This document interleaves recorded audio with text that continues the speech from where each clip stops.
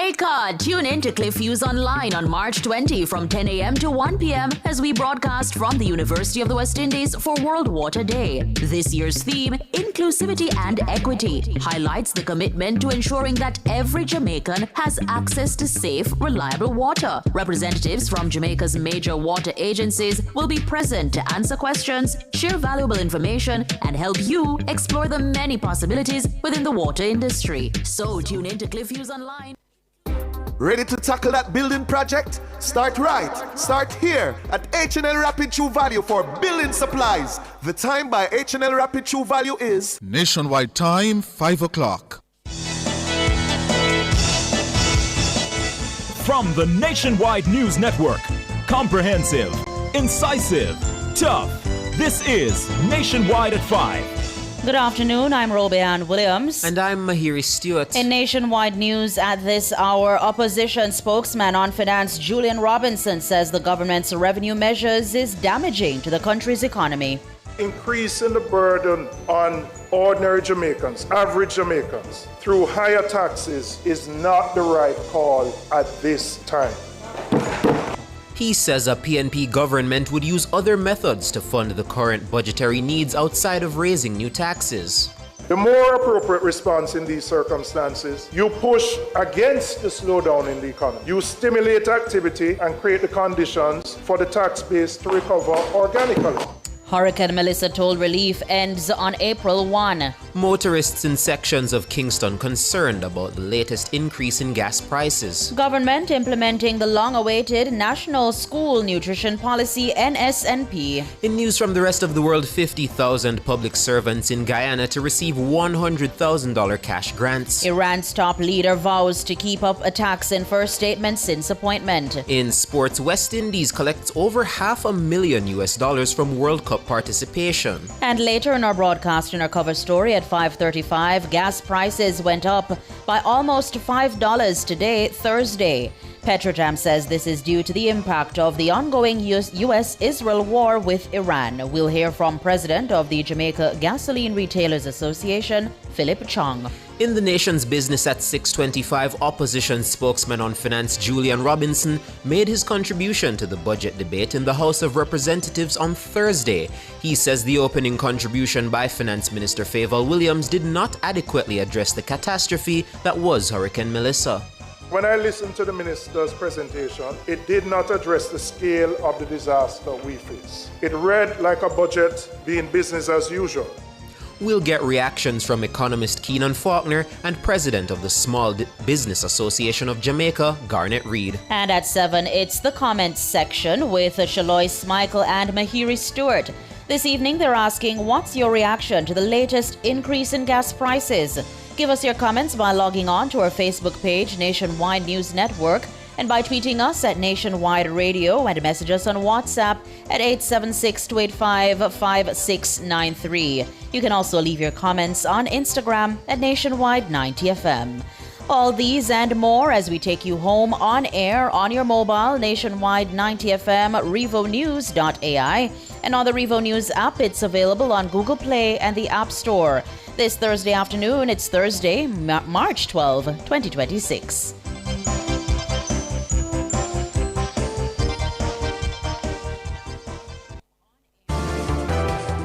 If it's news, it's got to be Nationwide 90 FM. Now to the details. Bad call. Opposition spokesman on finance Julian Robinson has attacked the government's revenue measures as damaging to the country's economy. Making his contribution to the budget debate in the House of Representatives on Thursday, Robinson suggested the measures will hurt the most vulnerable Jamaicans. Siobhan Campbell tells us more. Julian Robinson says the new revenue measures introduced as part of the estimates of expenditure for 2026-2027 will do more harm than good. There is Miss Margaret in Sablamar, who lost her entire shop in Melissa. She has been barred to restock, but she's not back to where she started. Madam Speaker, there are hundreds more who were affected by the hurricane who are not back to where they were before. They will now pay more on their grocery bills when they go to the supermarket because the government has chosen to impose a new tax package of $18 billion. Madam Speaker, increasing the burden on ordinary Jamaicans, average Jamaicans, through higher taxes is not the right call at this time. The government's proposed tax measures are anticipated to generate approximately $30 billion in additional revenue in the upcoming fiscal year. Robinson says a PNP administration would choose a different path. You are applying pressure in the same direction as the problem rather than against it. The economy is already shrinking. The tax base has weakened, first by 10 years of low growth under this administration, and then by the hurricane. Businesses are earning less, households are spending less, and the government's chosen response is to extract more revenue from an already financially stressed population. The more appropriate response in these circumstances is what is termed counter-cyclical. You push against the slowdown in the economy. You stimulate activity and create the conditions for the tax base to recover organically. Taking aim specifically at the tax on non-alcoholic sweetened beverages, the opposition spokesman says while the government makes claims of potential health benefits, it's clear that there's no expectation for actual change in behavior. He says the move, as formulated, will only add to the financial burden of poorer Jamaicans. He similarly highlighted increasing the environmental levy as a bad call. According to Robinson, this tax will undoubtedly be passed on to the average Jamaican in increased prices. Robinson blasted the government's tax measures, arguing that they will cause greater hardship and harm economic growth. When I look at what is being proposed with both the sugary tax and the environmental levy, it is simply inflationary because the cost of the costs are going to drive up prices in the economy, and the burden is going to be felt by those who can least afford. In examining the package that was tabled by the government, what I only can come to a conclusion on is that they recognized there was a revenue gap and they had to find the easiest way to fill it. The measures are not calibrated to protect the most vulnerable. They are not designed around the specific circumstances of a post-hurricane economy. They are simply revenue measures which impact the poor the most. Siobhan Campbell for Nationwide News. Meanwhile, Julian Robinson provided an alternative method to fund the current budgetary needs outside of raising new taxes. This method, he says, would tap into additional tax compliance measures and attract remote foreign workers. Under the proposed PNP arrangement, the government would also require additional borrowing of 15 billion Jamaican dollars. Mahiri Stewart tells us more. After arguing that the country cannot support additional burdensome taxes following Hurricane Melissa, opposition spokesman on finance Julian Robinson says a PNP government would raise the necessary revenues through radically different means. One example Julian Robinson cited was additional tax compliance through what he calls an electronic invoicing system at the Tax Administration Jamaica. Robinson says this would generate an estimated $8.6 billion. Madam Speaker, we have always said that compliance can bring in more revenues than simply raising new taxes. And I am recommending the implementation of an electronic invoicing system for the Tax Administration of Jamaica. The first source of this revenue would be this electronic invoicing system, which we estimate would generate an additional $8.6 billion in tax revenue. In the 26-27 fiscal year, the government is projecting GCT receipts of $318 billion and SCT, special consumption tax receipts, of $112 billion. So we're being conservative, that a 2% of the 430 would yield $8.6 billion. The opposition spokesman says this has been used to great effect in other countries. Mr. Robinson also suggested a policy to deliberately attract foreign remote workers, also known as digital nomads. And we have estimated of the 4 million tourists that we would be able to get 5,000 of these digital nomads coming to stay in Jamaica in the first year. That would generate in the fees alone approximately $1.5 billion. But the fees only tell part of the story. The real story is when they come here. When they stay here, the restaurants, the Airbnbs, the hotels, the villas, the concerts, the food that they spend. That is the impact. He expects this policy to generate $1.2 billion. Meanwhile, Robinson says a PNP government would end the annual $11 billion drawdown from the National Housing Trust. Overall, Compared to the current Holness administration budget, he believes his proposals would create an additional deficit of $15 billion. This, Robinson says, would be covered by what he considers justifiable and reasonable additional borrowing. Additional borrowing, which we would fund from the issuance of treasury bills, and the interest expense for the fiscal year would increase by $0.94 billion. Right?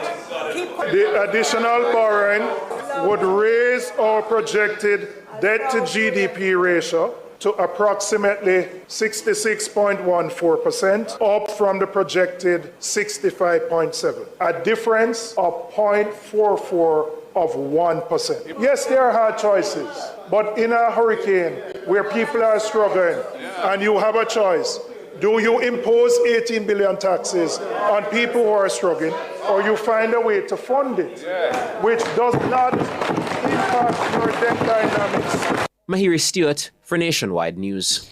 In other news now, the Toll Relief Initiative, which was introduced to support recovery efforts following Hurricane Melissa, will end on April 1. The Toll Authority made the announcement in a post to its Instagram page on Wednesday. The protocol was implemented last November following the devastation caused by Melissa on October 28. It allowed vehicles transporting humanitarian aid and other essential supplies to travel toll-free as they deliver critical supplies, personnel, and assistance to affected communities. The Category 5 hurricane caused widespread damage across western parishes. The Toll Authority says the initiative improved access to social protection services, facilitated infrastructure redevelopment, and aided the gradual return to normalcy in several communities across the island. Motorists in sections of Kingston are expressing concern following the latest increase in fuel prices, which took effect on Thursday. The price hike comes amid rising global oil costs linked to tensions surrounding the war involving United States, Israel, and Iran. A canvass of several gas stations in downtown Kingston and Harborview found that the increased prices varied across locations. Robian Williams reports.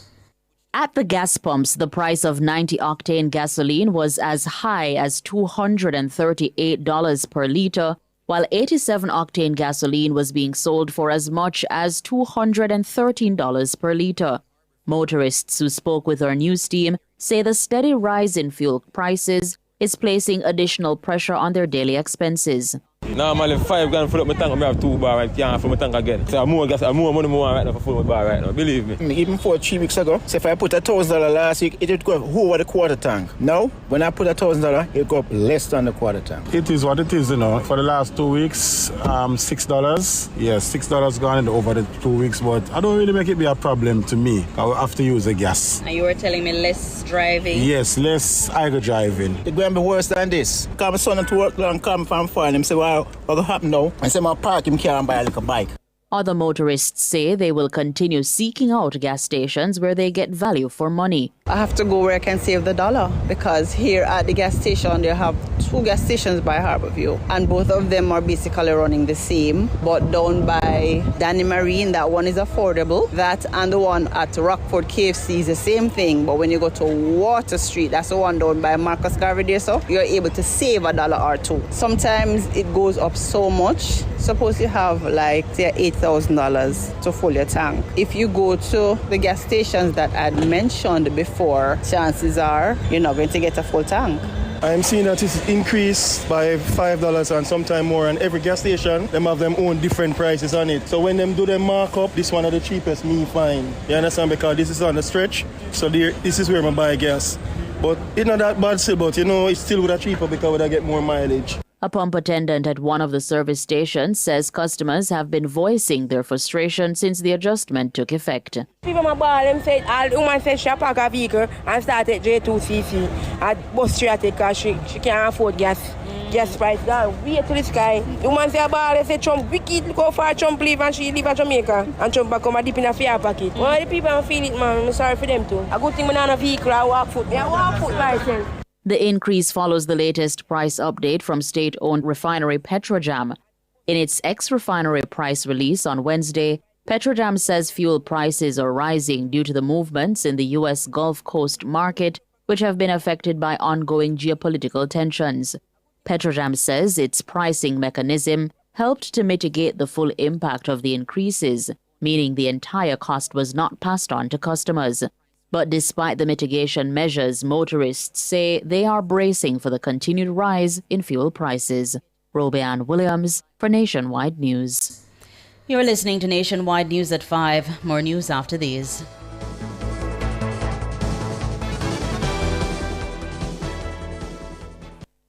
See twice the style for less at IQ Optical. Buy one pair of glasses and get your second and third pair half price. Don't miss out. Call 876-929-7732 or visit IQ Optical today, where clarity never looked sharper. The time by IQ Optical is 5:15. Termites, rodents, or birds infesting your home or office? Call Rentokil Initial, the pest expert, at 876-926-4236 for a free pest assessment island-wide. The temperature brought to you by Rentokil Initial is... It's 28 degrees Celsius in Kingston and Montego Bay. Continuing the news, the long-awaited National School Nutrition Policy, NSNP, is now being implemented in schools across the country. That's according to Education Minister, Senator Dr. Dana Morris-Dixon. If I want to have our children reach their full potential, the nutrition element is absolutely critical to that. So as education minister, yes, I'm thinking about the maths and the English and the different subjects, but I also have to think about receptivity to receive all of that knowledge. And our nutrition policy is central to it, and that's why we had to develop a new school nutrition policy with the help of Jan, and they've done a fantastic job in terms of their advocacy work and bringing the youth voice into that policy, which we were able to take to Parliament, and we're actually implementing now because it's really, really important. The NSNP was proposed in 2019 to provide a national framework that facilitates healthy eating habits and a physically active lifestyle among students. It also seeks to address issues of stigma and discrimination which are affecting the implementation of the school feeding program. Minister Morris-Dixon outlined steps being taken by the ministry to strengthen the implementation of the policy. We've actually increased the amount of money that we've put towards school nutrition in our schools. In addition to that, our cooks across the system, we've been doing training for the cooks. So not just, you come to a workshop on a weekend, they're getting certified. So we're giving them HEART certification as cooks. So we trained them to be better cooks, to understand nutrition, understand sugar content, fat content, and how all of that affects the brain of our children. And we've also worked to develop like a recipe manual, which I have here, which is with the Ministry of Health. And so, you have the different things that you can do, how you do the oats porridge to make it most nutritious, how you incorporate vegetables. Senator Dr. Dana Morris-Dixon, Minister of Education. She was speaking on Cliff Hughes Online on Thursday during an outside broadcast at the Mona Heights Primary School in Kingston. The broadcast was hosted by the Jamaica Youth Advocacy Network in recognition of International School Meals Day. Meanwhile, Minister Morris-Dixon says the ministry does not want to exclude vendors at schools under the new National School Nutrition Policy. She says her ministry instead wants to partner with them in identifying healthier options for children. What we have scheduled is really to do work with the vendors. They are an important part of the school community. I can tell you that the vendors can sometimes tell you what is going on with the children more than sometimes their families, because they see them every day, they interact with them. Sometimes they're even counselors. So I think we need to see them as partners in this and make them feel like they're partners. So the work we've done, for example, with the cooks, when you give somebody a certificate, it says something. And that's what we want to do with the vendors. Train them, explain to them, and talk about what alternatives there could be. Dr. Dana Morris-Dixon, Minister of Education. 64 people have been shot and killed by the security forces since the start of the year. That's according to the Independent Commission of Investigations, INDECOM. It's equal to the number of those killed within the corresponding period last year. Nora Gay Banton reports. INDECOM reports that 28 civilians were shot dead by the security forces in January this year, 23 in February, and 13 so far this month. The latest victim, 30-year-old Demar Walker, was reportedly killed during a shootout with the police in Spanish Town, St. Catherine on Thursday, March 12. A firearm was reportedly taken from the scene. 2 fatal shootings occurred on Wednesday, March 11. The first incident took place on Payne Avenue in Kingston. The police say a team was on an operation on Payne Avenue when they entered an unidentified location. While at the premises, explosions were heard. One member of the police team reacted and fired his weapon, hitting 23-year-old Teddy Heath. The police say an illegal firearm was seized. The second police killing on Wednesday took place in Barretttown, St. James. It's reported that the police were responding to a report of burglary at a premises in the town. Indicom says it was informed that 18-year-old Carl Parks allegedly attacked a policeman with a hammer. In response, another officer fired at Parks, killing him. Indicom says all involved police personnel were served with notices to participate in the investigations. Nora Gay Banton for Nationwide News. World in a Minute is brought to you by ABC Electrical Sales. We make things as easy as ABC. Hose assembly and supply, equipping Jamaica for success. And Charles O'Connor Consulting Network, COCN, driven by international accounting standards, modern technology and integrity.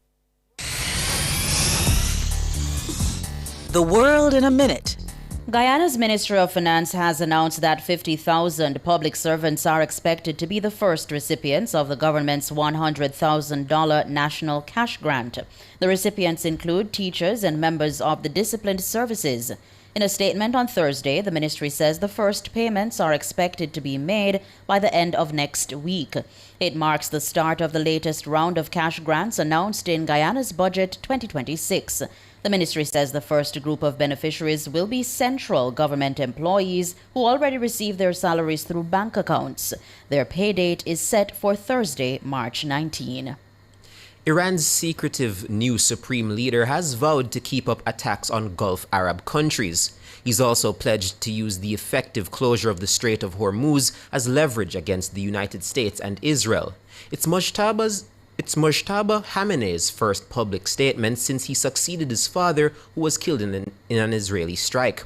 Khamenei has not appeared in public since his succession. In the statement read by a TV news anchor, he vowed to avenge those killed in the war, including a strike on a school that killed over 100 people. The statement signaled a willingness to continue the war that has disrupted global energy supplies, international travel, and the relative safety enjoyed by Gulf Arab states. World in a Minute was brought to you by ABC Electrical Sales. We make things as easy as ABC. Hose assembly and supply, equipping Jamaica for success. And Charles O'Connor Consulting Network, COCN, driven by international accounting standards, modern technology and integrity. Recapping the top stories making nationwide news at this hour, opposition spokesman on finance Julian Robinson says the government's revenue measures are damaging to the country's economy. Increasing the burden on ordinary Jamaicans, average Jamaicans, through higher taxes is not the right call at this time. He says a PNP government would use other methods to fund the current budgetary needs outside of raising new taxes. Hurricane Melissa toll relief ends on April 1. Government implementing the long-awaited National School Nutrition Policy. I'm Robeanne Williams. And I'm Mahiri Stewart. You can find the news on our website at revonews.ai and on the Revo News app. It's available on the Google Play and the App Store. News next, the headlines at 6.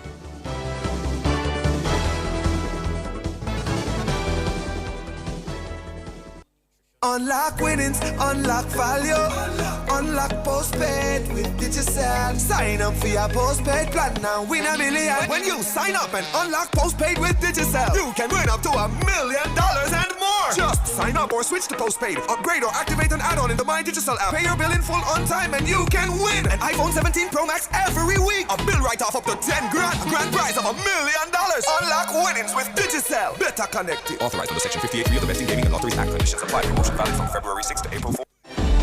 CFOs and senior decision makers across the Caribbean, this is your moment. The Caribbean CFO Summit goes live March 24 and 25, 2026. 2 days, 13 CPD accredited hours, one powerful virtual gathering of the region's leading finance minds. This is where strategy meets innovation, where restructuring meets execution, where finance leaders prepare for what the next decade demands. Registration closes March 24. Do not sit this one out. Secure your seat now at CaribbeanCFOSummit.com. Every day, Jamaicans have something to say. In the group chats, on social media, in the streets, there's a place where it all comes together. The comment section. This is not a lecture. This is not a call-in show. This is the hottest topics of the day, filtered through real opinions, real WhatsApp messages, real voice notes, real reactions.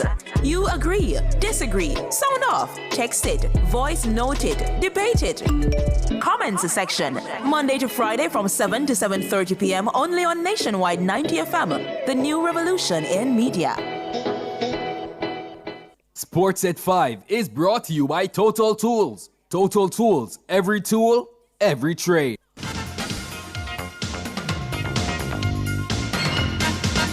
Hello, good afternoon, and welcome to Sports here on Nationwide 90 FM. I'm Wayne Walker. The West Indies collected $538,000 from their participation at the recently concluded ICC T20 World Cup in India and Sri Lanka. The 20 countries which participated in the tournament will share a spread of $11.25 million in prize monies, in line with the record-breaking increase to ICC prize money announcement in 2024. The West Indies share of the prize monies, which total exactly $538,269, is for finishing fifth in the tournament. The total reflects the base amount of US $225,000 received by all participating teams. Just for qualifying for the World Cup, you're paid $225,000 along with bonuses based on final placements, win bonuses, and the progress through each stage of the tournament. The West Indies had a promising start to the competition. They won their first 5 games before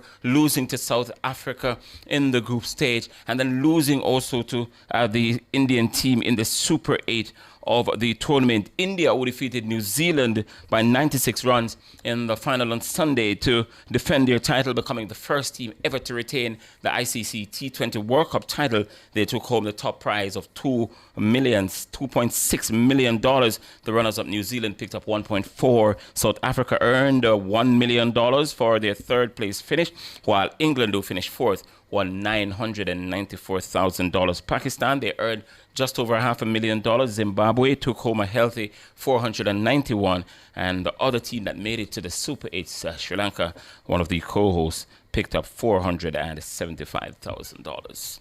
Great West Indies has named an unchanged squad for the upcoming Women's T20 International Series against the world's number 1 Australia. The 3-match series will run from March 19 to 23, and all the games will be played over at Arnos Vale in St. Vincent. Orion Buchanan has more. The decision to keep the same squad signals confidence from selectors as the regional team continues preparation for the ICC Women's T20 World Cup later this year in the United Kingdom. The series is expected to provide a crucial test against the world number 1. The upcoming clash follows a competitive home tour against Sri Lanka. Sri Lanka won the 3-match ODI series 2-1, but the West Indies ended the contest on a high note when captain Hayley Matthews produced a superb century to guide the team to a 6-wicket victory in the final match.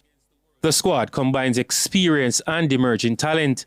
Veteran players Stefani Taylor and Deandra Dottin add firepower alongside Matthews, while wicketkeeper batter Shemaine Campbell is poised to earn their 150th T20 international cap during the series.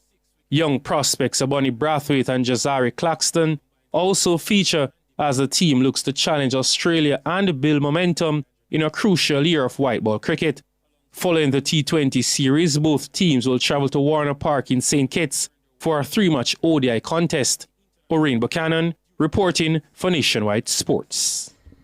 Thank you very much, Orion. Members of the Mount Pleasant Football Academy aggregation. They're back on the island less than 24 hours after they were beaten 3-0 by record 6-time Major League Soccer champions LA Galaxy at the Dignity Health Park in Carson, California on Wednesday night. And of course, that was the first leg of their CONCACAF Champions Cup round of 16 tie. The Mount Pleasant team left the stadium last night after the defeat, headed straight to the airport and flew into the country this afternoon around about 2 p.m. The Caribbean champions were undone by a fantastic hat-trick by the Brazilian midfield star Gabriel Peck. And coach Theodore Whitmore says the defeat can be assessed in multiple ways. Despite the challenges, we would have probably 12, 13 of our regular players out, but we make no excuses. I think the boys, they put in a decent shift. All we conceded to goal tonight was, the first 10 minutes of the game and the last 10 minutes of the game. We conceded 3 goals, but overall, I think it was a decent performance from our team, as I said, but make no bones about it. I think we played against a decent LA Galaxy team. Yeah, and both teams are heading into Kingston for next Thursday's second leg at the National Stadium. And Whitmore believes that there's still hope that the Mount Pleasant team could turn around the tie in Kingston next week. This is football. We don't know what will happen. We just have to prepare ourselves. Recovery is important. As best as possible, we want to go out there and we want to represent the Mount Pleasant. So we know it's going to be difficult. We're going to make it difficult for LA Galaxy team. But as I said before, I don't know what will happen, but we'll give it 110%. As I said before, pleased with the guys' form, but the only thing is the time we conceded. It was early and late in the game. Theodore Whitmore, head coach of Mount Pleasant Football Academy. And finally in sports at this time, the Swedish superstar Armando Duplantis, he's broken the world pole vault record again, the 15th time he's done so. Thursday, he scaled 6 meters at 31, and of course he's a 2-time Olympic champion. He cleared the height at the IFU Arena in Uppsala in the Mundo Classic, an indoor only pole vault event in Sweden named after, guess who? Armando Duplantis. Now, after clearing 6 meters 65, 5 meters 65, 5 meters 90, and then 6 meters 08, all in his first attempts, the 26-year-old asked for the bar to be lifted 23 centimeters to a world record height and promptly soared it. Now, it was the second time Duplantis broke the world record in Sweden. He cleared 6 meters 28 in Stockholm last June and one of 4 world record leaps in 2025 for the outstanding Swede. All right, we're going to leave you there for sports at this time. We're going to be back though at 6:05. Alric Swiby will be your presenter for the main sportscast then.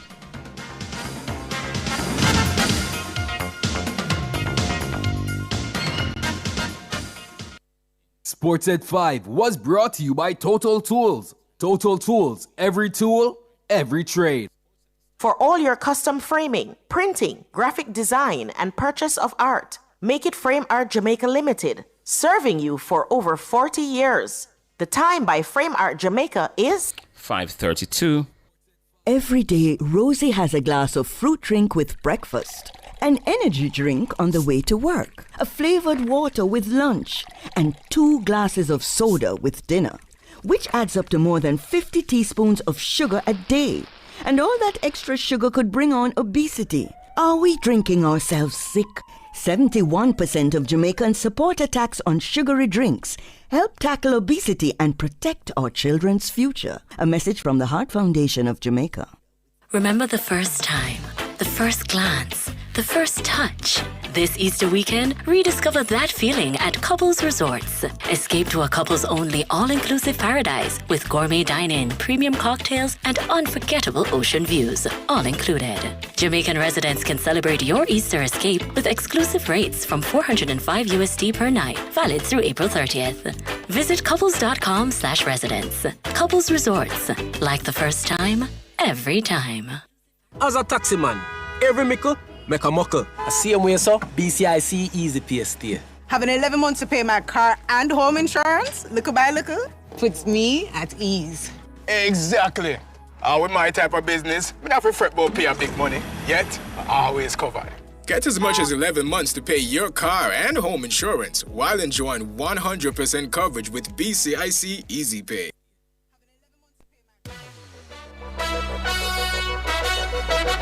Over a month ago, we invited you to be a part of something special, something different. And you know what? Over 500 of you said, all right, we're in. That means over 500 of you decided to move from just being a listener to being a part of the family. The Nationwide Family Club isn't just an idea anymore. It's real, it's growing, and it feels good. And because family looks out for family, for the entire month of March, we're doing something extra. Every single week, one family club member will win a $25,000 supermarket voucher. That's 4 winners, 4 weeks, 4 real chances. Because when you stick with us, we believe you should feel it. Loyalty shouldn't just be appreciated, it should feel rewarded. The Nationwide Family Club is where you, our listeners, come closer. Not just hearing the stories, but seeing how they're made. Not just listening to the voices, but connecting with the people behind them. In the Family Club, you get early access to documentaries, exclusive content on air, member-only conversations, birthday shout-outs, breaking news alerts, and depending on your tier, studio experiences and private live streams. That's not just regular radio, that's family access. This isn't just a subscription, it's connection, it's community, it's saying, I support what you do, and I want to be closer to it. More content, more interactions, more behind the scenes, and no, more chances to win. And if you've been watching from the sidelines, we've been saving a seat for you. Join today, be a part of the first 1,000 family members. And this March, you could be one of 4 people walking away with a $25,000 supermarket voucher.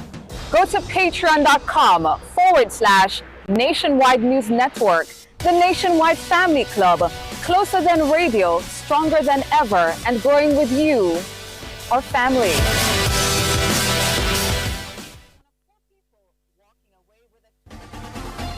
For all your electrical needs, visit ABC Electrical Sales. They stock a wide variety of electrical supplies, including plugs, switches, panel boards, and conduits, plus energy-saving fixtures.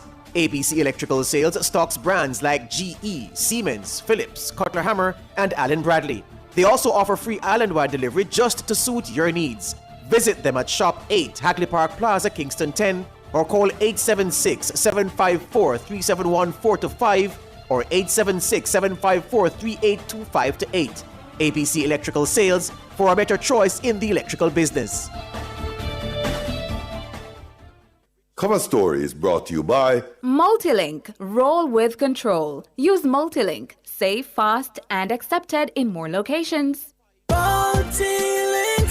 Access every time, everywhere I go. Multilink. 24/7 access for me. It's just a win-win when we use Multilink. This card is Jamaican built, yeah. Fast and secure, you can use anywhere. Spend while supporting the economy. Look for the Multilink logo on your card and benefit from Jamaica's largest debit payment network. Multilink, 24/7 access for me. What would I do without my Multilink?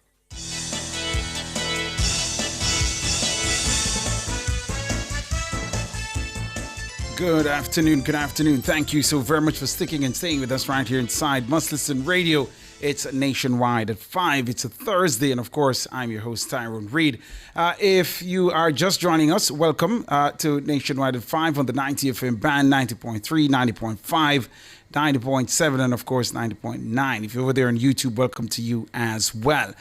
This afternoon in the cover story, gas pains, and it's not the kind of gas pains that you can cure with a dose of Jamaican tea. Yes, it's pain at the pumps, increased gas prices, and we are going to be joined by some players who are significantly affected by the movement in the gasoline prices.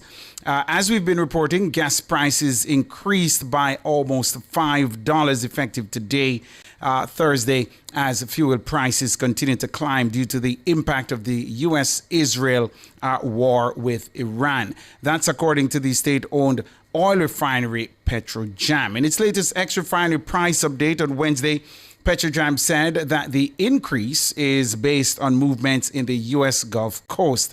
It says based on costs for this week, the price range for transportation fuels reflected an increase of between $13.64 and $38.31 per litre. That's quite steep there.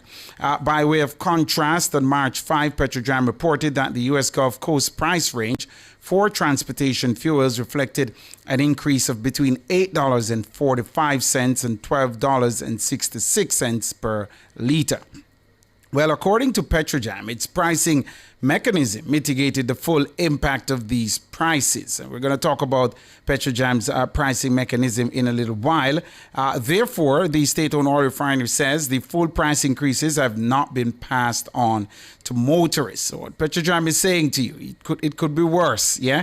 As a result of the latest adjustments, the price of 90 and 87 octane gasoline have gone up by $4.50 each per litre. The price of automotive diesel fuel, ultra low sulfur diesel and kerosene all increased by $4.50. Meanwhile, the price of propane and butane liquid petroleum both went up by $3.06 per litre. Joining us to discuss further these matters are President of the Jamaica Gasoline Retailers Association, that's the JGRA, Philip Chung, and past President of the Jamaica Association of Hackney and Contract Carriages, Willard Cosley, as well as chartered taxi operator Ludlow McLean. Gentlemen, top of the afternoon to you. Welcome to Nationwide at 5. Good afternoon, Tyrone. Good afternoon, Tyrone. And to the listeners and everyone there. Well, I think one of our guests, the line, we've lost the guest. We're going to try and reconnect with them. Let's begin with you, Philip Chung. Are you there, Philip Chung? Yes, I'm here. Let's get your immediate reaction to the movement in the prices. Yeah, how is your grouping taking it, the JGRA, and of course your clients? Well, good afternoon, listeners. The clients. Let me start with the clients. The clients are very watchful and. They are feeling the full blunt of the increase, which is about 5% over the last 2 weeks. As petrol went up $4 per litre last week and $4.50 per litre this week. What it means to retailers is that our capital expenditure, our revenue expenditure has increased by that amount also. So we have to be finding more money to buy or source and purchase the petrol. So it is a strain on us. Our margins have not increased. And as such, we have to just bear the adjustment on all the products. All right. Philip Chung, it seems we've lost Philip Chung. No, I'm still here. Oh, all right. All right. So let me bring Willard Cosley into the conversation. I gather we lost him earlier, but he's back with us, past president of the Jamaica Association of Hackney and Contract Carriages. How have your members been adjusting to the increased prices at the pumps, Willard Cosley? All right. First, I should say, as you said, past president. However, what I do know is that it is going to affect us. I think it is too early to say how the adjustment of the members are going. It is going to affect us immensely. All right? And not to mention, as you're aware, in the public transportation, there is a restriction on the increase of fares. So we'll have a lot to at least discuss with the authority, because we can't run just for namesake. We have to make profits in the business. So yes, it is going to affect us and affect us immensely. Ludlow McLean, you're a man who is out in the streets, yeah, have your ears to the ground. What's the chatter out there in terms of the reaction to the price increases at the pumps? Well, inevitably, there's a lot of crying out in terms of, reduced margin. It has already been reduced, as a result of the fuel spikes. That is one of the areas that they are worried about, the continuous rising costs. And we don't know how far it is going to rise. And then there is the continued strain, the operational strain, and most of the operators, and that is also another factor that is causing the whole composition of all this. Everything is fixed, and then these variable costs, ascending costs in terms of fuel. So they are very concerned what is going to happen, because remember, a lot of the operators they don't own their vehicles, and they have somebody that they report to, the boss that they have to pay, and they have all the various bills. So these rising costs and a fixed rate that the authorities have placed on them, so it's going to cause some issues. Depending on how long or the length of the increases, I don't know if the system at Petrojam has an inventory, and they don't. I hear that they have not totally increased, but is there an inventory like about 2 months or 3 months, and then before you could maybe rise, up the price based on what is happening overseas, because we know what's happening in the Middle East. And but I can tell you from offhand that the drivers most of them are severely impacted, and they are concerned, and they want to know what's the next move and what can be done to mitigate these high rising costs. We're upon our break right here inside the cover story, but I need to come back and ask Ludlow McLean, if I'm hearing from him that he's calling for the authorities to allow for taxi operators to increase their prices to offset the increase for petrol. But we're going to take that after the break. Here we're talking about the pain at the pumps. Gas prices increased by almost $5 today. Yeah, the cause of it, the war in the Middle East, the U.S. and Israel and Iran. Soon come.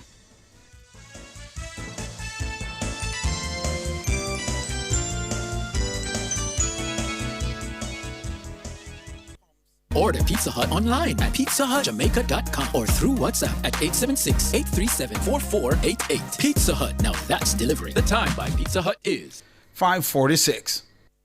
Multi-link, access every time, everywhere I go. Multi-link, 24/7 access for me.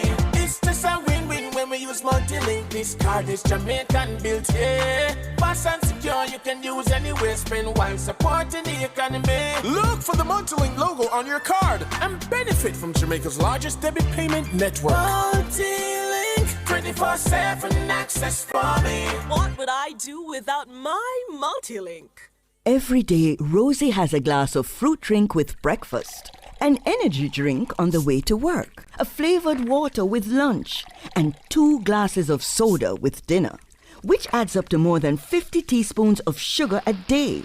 And all that extra sugar could bring on obesity. Are we drinking ourselves sick? 71% of Jamaicans support a tax on sugary drinks. Help tackle obesity and protect our children's future. A message from the Heart Foundation of Jamaica. Welcome back. Thank you so much for staying with us right here inside the cover story on Nationwide. At 5, we have with us the boss of the JGRA, that's the Jamaica Gasoline Retailers Association, Philip Chung. Also, Willard Cosley is the past president of the Jamaica Association of Hackney and Contract Carriages. That's Willard Cosley, and chartered taxi operator Ludlow McLean. I want to bring you back into the conversation, Philip Chung, before I throw that question to Ludlow McLean. The state-owned oil refinery, Petrojam, is saying, look, they haven't really passed on the full brunt of the increases to those who purchase from Petrojam. Are you seeing that? Is that your reality on the ground, the reality of your members? Well, Petrojam set the prices in Jamaica and the ex-refinery price, and all the other importers or suppliers sell at that price. So when we get it, the marketing companies will add on their margin and add it to us, and then we add our margin, and that's a pump price. So if Petrojam can absorb some of it, then it is great. It's really a good thing. Are you seeing it though? Because I'm sure you track the prices on the international market. Are you feeling that reality on the ground based on what Petrojam is saying to you? Are you and your members feeling it? Yes, yeah. Indeed. A few years ago, there was a study that was done on Petrojam's operations, Philip Chung, that found that the pricing mechanism was a bit lopsided. It passed on the increases rapidly and passed on the decreases at a much slower rate. Do you find that that still obtains in the market today? No. What we're seeing is just a steady exchange of prices in reference to the Gulf price. Petrojam have a storage capacity for, I believe, about 3 weeks or so. So they are able to adjust their prices accordingly. Any concerns about, a shortage in terms of supply among your members? No. No? All right. No. Let's bring Willard Costley back in. Willard Costley, I heard there from Ludlow McLean. He's saying, look, taxi operators will have to absorb this. Unlike the gasoline retailers, they can just add it to their markup and the motorists would have to pay at the pumps. You can't do anything to the price that you charge, lawfully that is. Do you think the authorities should look at granting you an increase during these extraordinary times? Well, I must say that it is going to affect us. It is currently in its present state, keeping us in the rear. And for years now, we've been speaking about it, and it's affecting us because the act is only carrying us at a minimum rate that can't even take you from here to Montego Bay, because I think it's $25 or something like that. That needs to change. And what they are doing is sticking to the act and what the act says and barely put something on it. So it is going to affect the industry immensely. Because right now, members of the industry, PPV industry, is paying out of their teeth for the gas. And if they try to bring their price up to market standard, then they're going to be held accountable to the authorities. Yeah, but you can't bring your prices up to market standard. You can't do that. It has to be an increase that is granted to you. Is that how it works? No. But the price that is granted to us cannot operate the vehicle for a mile. Right. So break the law then. Right. So what? No. I'm asking you. So are you saying that taxi operators should break the law? No. I'm not saying the operators should break the law. What I'm saying is that while they are now looking at to increase the rate, we are asking them to look at the daily operating cost that it is going to cost us. You can't charge us. The rate now might take our charges to about 200 and something per liter. And when we make a charge, we cannot charge on one trip we can even get back a little of the money on it. Not even a liter of gas we can get on it. So we're asking that you keep the price within the range and allow us the privilege to come up to some better rate. Charter taxi is charged about $8 something per year for many years, and $130 something we're taking so you're calling for the authorities to increase the amount that you're able to charge. That's what I'm hearing from you. And hoping that it can help us to at least absorb the cost. What is the current rate? You say $8? For the contract carriage, I know the gazetted rate is approximately about $8 or thereabout. And how much are you looking for it to be brought to? I want to sit and work it out, because last time I do... you have not worked it out? The last time that I do a rate, it comes out to something like about... about $150 per kilometer. About how? Say that again. Last time that I look at all the expenses, it comes to about the cost to operate a vehicle comes to about $150, $160 per kilometer. And you're getting only $8 per kilometer. Well, I think I don't want to remember. I don't look at it for the past 5 years. But then if things are so bad in the taxi industry, why are there so many taxis on the road? Well, I couldn't answer that question. What I can answer about is about my own, what I do, because I don't. How long have you been in the business?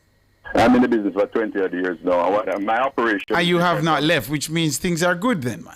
Because I operate in a different. I don't operate the regular taxi. I operate private operating taxi where I go through contracts.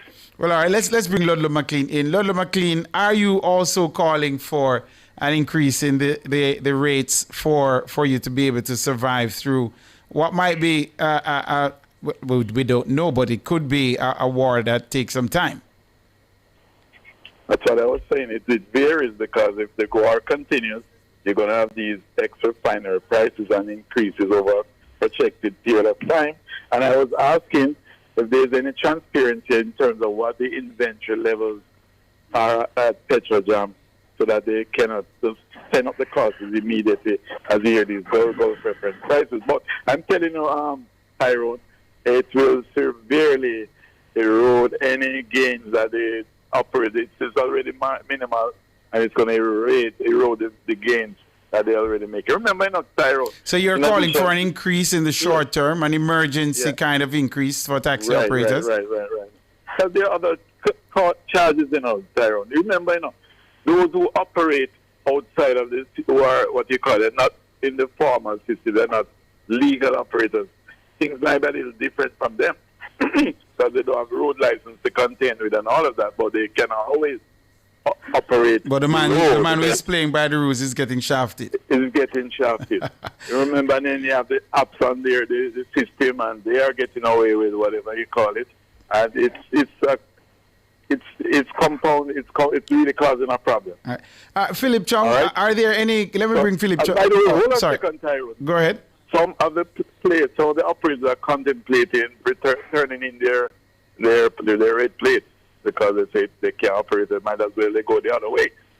So you're saying that's what you're hearing on the ground, that they are red plate taxi operators who are saying they're going to be turning in their red plate and doing what? And operate as a robot? Informally. And operate illegally? Right.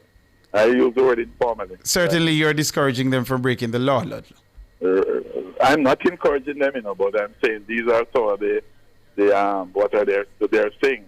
How significant are these numbers? And are people doing it already? Are people just threatening to do it? It's already been done. So they're doing it now. All right. That's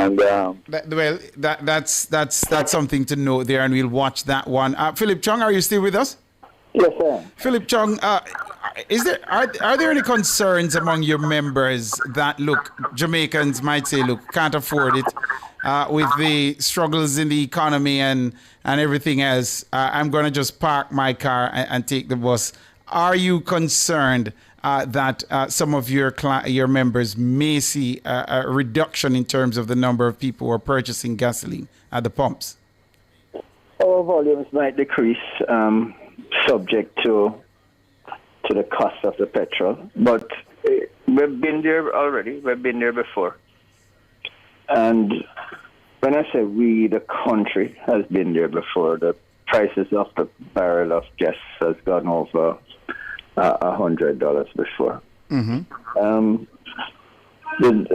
The effect on us is that we have to just wait it out and operate a bit more efficiently.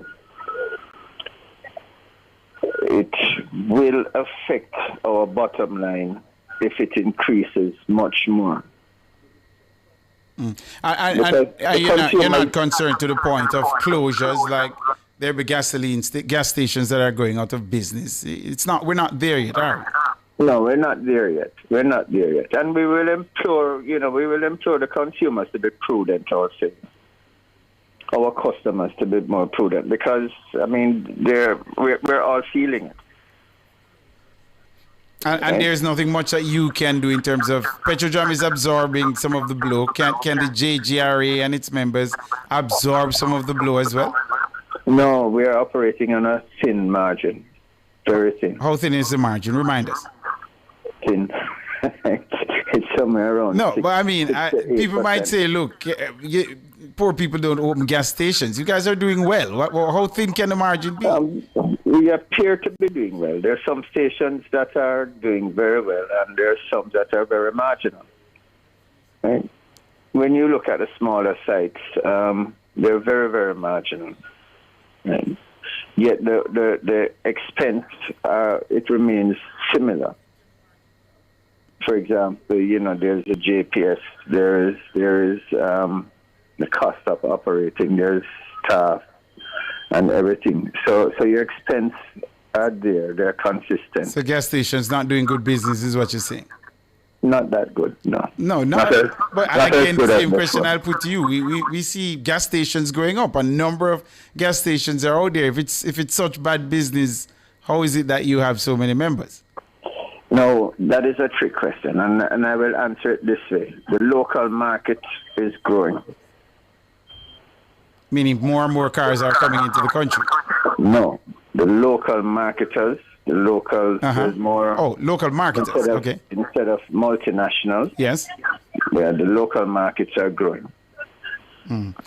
Well, and if we have to leave it there. We're out of time. I want to thank all of you. But Philip Chung, someone in our chat is saying, when the prices start to go down, they expect to see it tumbling at the pumps. You can guarantee that? Consistent. And we are conscious of the movement. Is that a yes or a no, Philip Chung? The answer is a yes. Okay, wonderful. We'll have to leave it there. We're out of time. Thanks to Ludlow McLean, Willard Costley, and also Philip Chung for taking the time to be with us right here on The Cover Story. The headlines are next.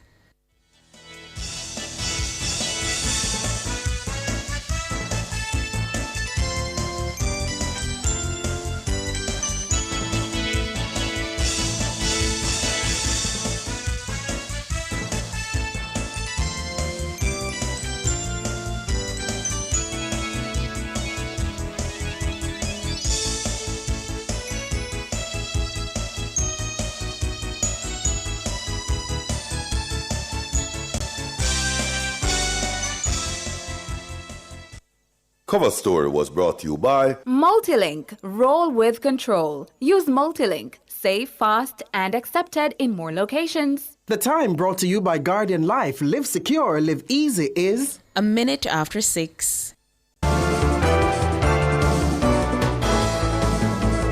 Nationwide headlines at 6.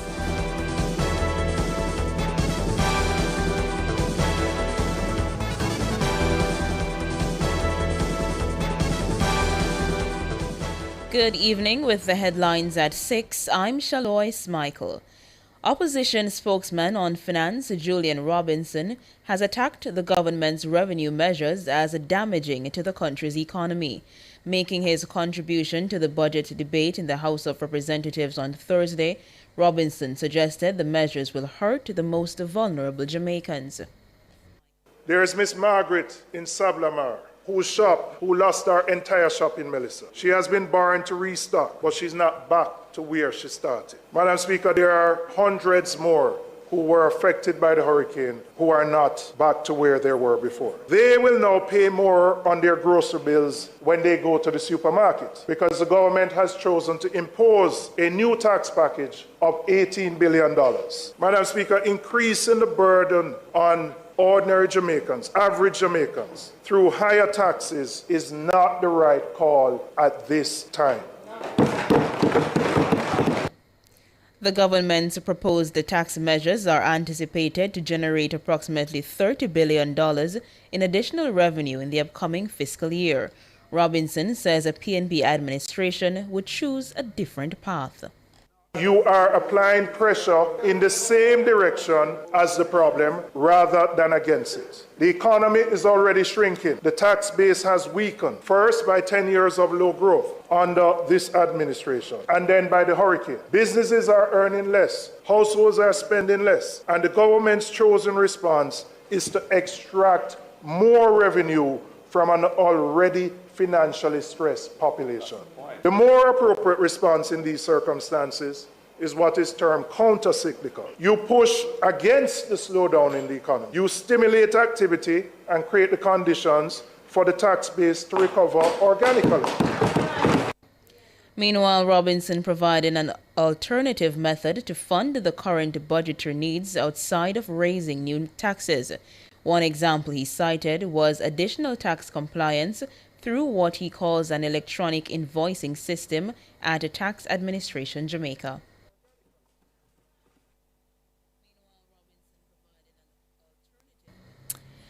Meanwhile, in other news now, motorists in sections of Kingston are expressing concern following the latest increase in fuel prices, which took effect on Thursday.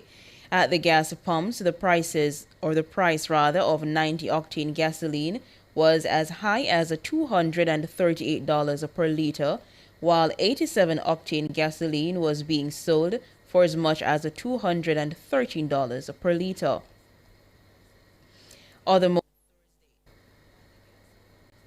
Other motorists say they will continue seeking out gas stations where they get value for money. A pump attendant at one of the service stations says customers have been voicing their frustration since the adjustment took effect. The long-awaited National School Nutrition Policy, NSNP, is now being implemented in schools across the country. That's according to Education Minister Dr. Dana Morris-Dixon. The NSNP was proposed in 2019 to provide a national framework that facilitates healthy eating habits and a physically active lifestyle among students. It also seeks to address issues of stigma and discrimination, which are affecting the implementation of the school feeding program. Minister Morris-Dixon outlined the steps being taken by the ministry to strengthen the implementation of the policy. Those were the headlines at 6. I'm Shaloy Smichael. Sports is next.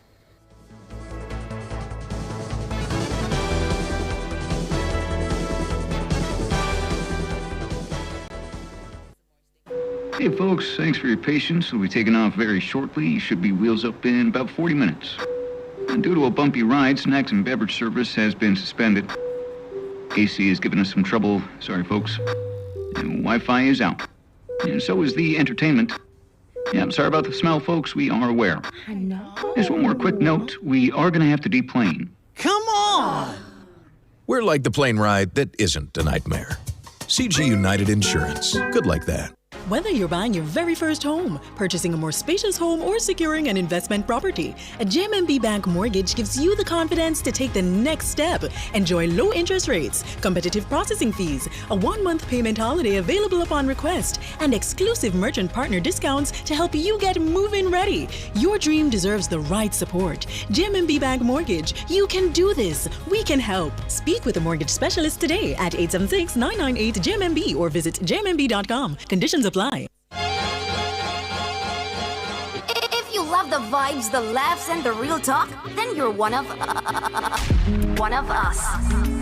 Don't just listen, belong. Join the nationwide 90 FM Family Club on Patreon.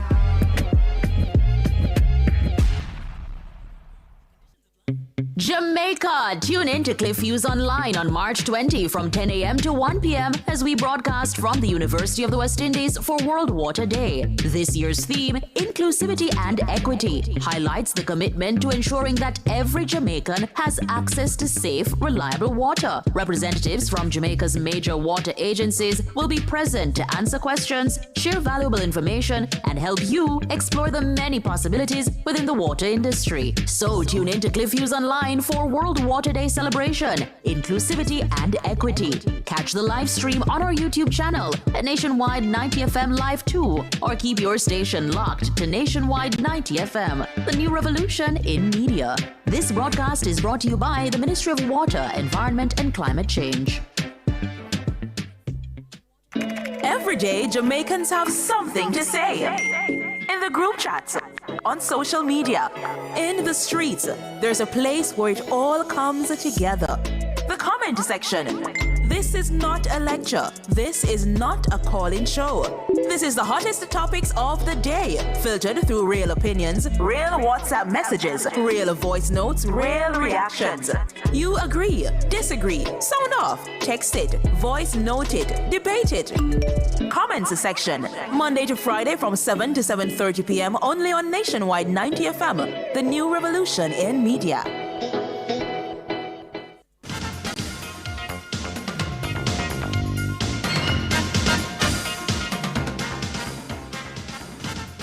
Good evening with your sports report. I'm Alex Webby. We bowled off with some news on cricket as the West Indies collected $538,000 from their participation at the ICC T20 World Cup tournament in India and Sri Lanka, which concluded 2 weeks ago. The 20 countries which participated at the tournament will share a spread of $11.25 million in players' prize money, in line with the record-breaking increase to ICC prize money announced in 2024. The West Indies' share of the prize monies, which total $538,269, is for finishing fifth. The total reflects the base amount of $225,000 received by all participating teams, along with bonuses based on final placements, win bonuses, and progression through each stage of the tournament. The West Indies had a promising start to the competition, winning their first 5 games before losses to South Africa and India saw them eliminated at the Super 8 stage. India, who defeated New Zealand by 96 runs in Sunday's final to defend their title, took home the top prize of $2.6 million, while the runners-up, New Zealand, received $1.4 million. South Africa earned $1 million for their third-place finish, while England, who finished fourth, won $974,000. Meanwhile, Pakistan earned $522,000, while Zimbabwe took home a healthy purse of $491,000. The remaining Super 8 team tournament co-host Sri Lanka earned $475,000. And Cricket West Indies has named an unchanged squad for the upcoming Women's T20 International Series against Australia. The 3-match series will run from March 19 to 23 at the Honors Vale in St. Vincent. Owen Buchanan tells us more. The decision to keep the same squad signals confidence from selectors as the regional team continues preparation for the ICC Women's T20 World Cup later this year in the United Kingdom. The series is expected to provide a crucial test against the world number 1. The upcoming clash follows a competitive home tour against Sri Lanka. Sri Lanka won the 3-match ODI series 2-1, but the West Indies ended the contest on a high note when captain Hayley Matthews produced a superb century to guide the team to a 6-wicket victory in the final match. The squad combines experience and emerging talent. Veteran players Stefani Taylor and Deandra Dottin add firepower alongside Matthews, while wicketkeeper batter Shemaine Campbell is poised to earn their 150th T20 international cap during the series. Young prospects Bonnie Brathwaite and Jazari Claxton also feature as the team looks to challenge Australia and build momentum in a crucial year of white ball cricket. Following the T20 series, both teams will travel to Warner Park in St. Kitts for a 3-match ODI contest. Oren Buchanan reporting for Nationwide Sports. Thank you, Oren. Now, Donovan Bennett, president of the Jamaica Cricket Association, is expressing confidence that Sabina Park will be ready to host its leg of the Sri Lanka tour of the West Indies. The dates for the tour are yet to be officially announced, but Dr. Bennett says despite some minor issues at the nation's cricket mecca, fans can rest assured Jamaica will be ready. We don't have the same issues like what we had last year when the Australians are coming here. The only issue that we have to deal with now is that during the passage of the hurricane, some of the lights were got blown out of focus, right? So we're gonna have to get them refocused, right? That is the only thing we have to do. Otherwise, we are ready for it. This upcoming series will mark the 4th in 2 years at Sabina Park, and President Bennett believes this shows that Sabina Park remains one of, if not the premier cricketing venue in the region. You know, we were starved for a long time, and we are getting an overload right now, which is and that is a direct result of the response we've been having from the public, because you know they've been turning out at matches, they've been giving us good support, and the support in Jamaica is probably more than anywhere else in the Caribbean now. So that is one of the reasons why you see an uptick in the number of games that we're getting, and there are other reasons too, you know, which I won't mention. Dr. Donovan Bennett. A veteran cricket commentator Joseph Reds Pereira says the format of the upcoming West Indies first-class season will be the most unusual seen in nearly a century. According to Pereira, the tournament's revised structure marks the biggest departure from tradition since 1928. The competition was originally scheduled to be played entirely in Antigua. However, tournament organizers have since altered the plan and will instead stage matches across multiple Caribbean territories. Originally, all the matches were scheduled for Antigua. That has been changed, and now we have a situation where Barbados goes to Jamaica and play a number of matches. Guyana goes to St. Vincent and play the Windwards in the same number of matches, and Trinidad goes to the Leewards. Not the best way, maybe arriving at a squad based on performance when Pakistan comes, but it is what it is. The coffers of the board very, very bare. Now, despite the logistical adjustments, Pereira expressed hope that the changes will not impact the standards of the competition. It's going to be wait and see to see whether the teams playing against each other so often is going to bring the requisite performances. What I'm hoping is that the pitches are good. I'm a little worried about St. Vincent because that's a turner from day one, and we can see spin dominating there. But we can look forward to the final based on who gets through and what is the format of points. First innings, Albright win, batting points, bowling points. But it's probably the most unusual first-class season that we've ever had since 1928. Joseph Reds Pereira. Now to some footballers. Members of the Mount Pleasant Academy Football Aggregation returned to the island on Thursday, less than 24 hours after losing 3-0 to Major League Soccer's record champions LA Galaxy in the first leg of their CONCACAF Champions Cup round of 16 tie in Carson. The Mount Pleasant team left from the stadium after the game directly to the airport before landing in Kingston just after 2 p.m. on Thursday. The Caribbean champions were undone by a hat-trick from Brazilian midfielder Gabriel Peck. Coach Theodore Whitmore says the defeat can be assessed in multiple ways. Despite the challenges, we would have probably 12, 13 of our regular players out, but we make no excuses. I think the boys, they put in a decent shift. All we conceded to go tonight was, the first 10 minutes of the game and the last 10 minutes of the game, we conceded 3 goals. But overall, I think it was a decent performance from our team, as I said, despite. But make no bones about it. I think we played against a decent LA Galaxy team. Now the teams are meeting again in 8 days' time at the National Stadium in Kingston, with the winners on aggregate moving on to the quarterfinals. Whitmore believes there is still hope that the team can turn the tie around next Thursday. Well, this is football. We don't know what will happen. We just have to prepare ourselves. Recovery is important. As best as possible, we want to go out there and we want to represent the Mount Pleasant. So we know it's going to be difficult. We're going to make it difficult for LA Galaxy team. But as I said before, I don't know what will happen. But we'll give it 110%. As I said before, pleased with the guys' performance. But the only thing is the time we conceded. It was early and late in the game. Theodore Whitmore. Now, Garvey Macier High School captured the Issa Burger King Rural Under-14 football title with a 4-2 victory over William Knibb Memorial in the final at Stets on Thursday.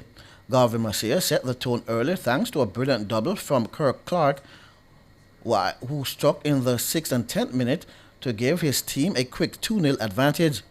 William Knibb fought back before the break when Junior Garvey pulled one back in first half stoppage time, making it 2-1 at halftime. Gray brought the team's level in the 49th minute with a second goal, setting up a tense finish. However, Garvey Macier responded strongly in the closing stages. Leighton Walker restored the lead in the 62nd minute, and just 2 minutes later, Marshall March sealed the win with a 4th goal.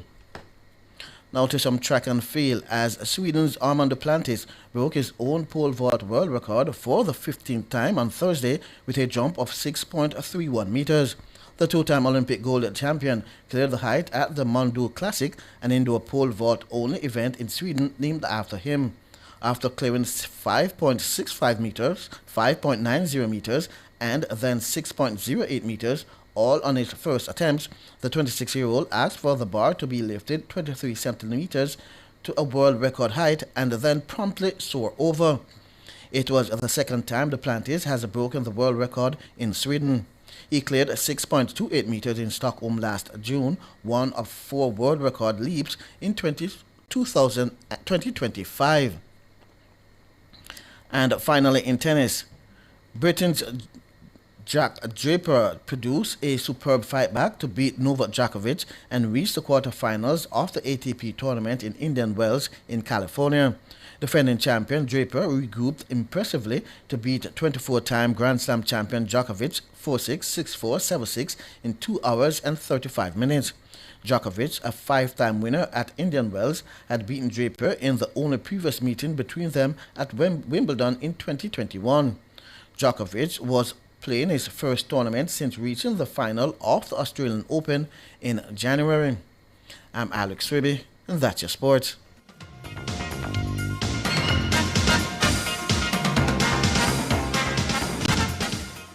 In today's economy, smart investments matter more than ever. And real estate, it's one of the best you can make. But success starts with knowledge and regulation. That's where the Real Estate Training Institute comes in. Whether you're buying, selling, or starting a career in real estate, make sure you're trained and certified. Invest in yourself. Contact the Real Estate Training Institute today. Visit reb.gov.jm to get started. For all your electrical needs, visit ABC Electrical Sales. They stock a wide variety of electrical supplies including plugs, switches, panel boards and conduits, plus energy-saving fixtures. ABC Electrical Sales stocks brands like GE, Siemens, Philips, Cutler Hammer, and Allen Bradley. They also offer free island-wide delivery just to suit your needs. Visit them at Shop 8, Hagley Park Plaza, Kingston 10, or call 876-754-3714-5 or 876-754-3825-8. ABC Electrical Sales, for a better choice in the electrical business. As a taxi man, every mickle make a muckle. I see him way so, BCIC Easy Pay stay. Having 11 months to pay my car and home insurance, little by little, puts me at ease. Exactly. With my type of business, I have to fret about pay a big money, yet always covered. Get as much as 11 months to pay your car and home insurance while enjoying 100% coverage with BCIC Easy Pay.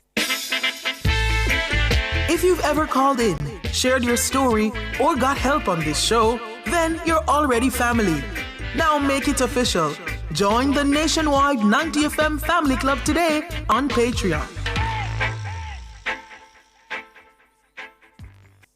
Every day, Jamaicans have something to say. In the group chats, on social media, in the streets, there's a place where it all comes together. The comment section. This is not a lecture. This is not a call-in show. This is the hottest topics of the day, filtered through real opinions, real WhatsApp messages, real voice notes, real reactions.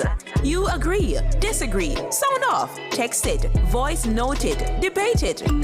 Comments section, Monday to Friday from 7 to 7:30 p.m. only on Nationwide 90FM, the new revolution in media. It's Monday. Get over your blues. Or Tuesday, Wednesday, Thursday, Friday. The E-Zone is here for you. With this thing, Honey Bee. And Curry Boyatings from 3 to 5 p.m. on Nationwide 90 FM. We've got your entertainment news. Then we want to hear your views. Why you said? Jump in the mix. Or the hot seat. Don't miss our brain busters. Or the crazy giveaways. Let's talk fashion. Send us your outfit of the day. Ooh, cutesy. Very demure. Are you looking for love? Come on one of our blind dates. Send your request to ezoneblindates@gmail.com. That's ezoneblindates@gmail.com. And stay tuned for your confessions. These are my confessions. Share them with us at ezoneconfessions@yahoo.com. I mean, is this planet Earth? Is it? I don't know. Let me check. Either way, it's got a buzz. And a bugger thing. Ow! Ow!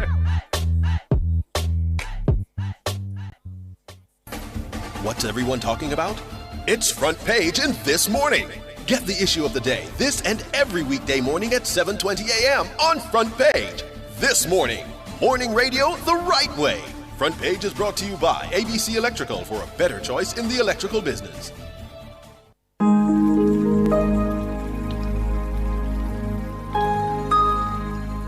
Hi there. Here's some good news for these trying times. Quote, By God's word, I can see where I'm going. They throw a beam of light on my dark path, unquote. Psalm 119, verse 105. Listen for God's Word weekdays at 5:45 a.m. and 12:55 p.m. through Oasis. Stop by for a refreshing drink and share a God perspective for the day.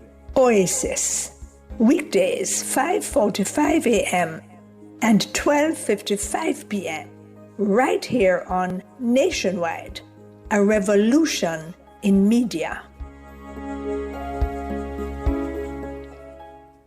The rebroadcast of the Oasis can be heard weekdays at 5:45 a.m. Not a mercy. This one is very classic, dedicated to all the schoolers who are taking beats. If you've ever struggled to pass an exam, then you'll know that students today are under great pressure to get good grades and secure qualification needed to move on to higher education. The problem is that too many students are struggling alone and could really benefit from connecting with hardworking teachers and other bright students in other parts of the country and the region.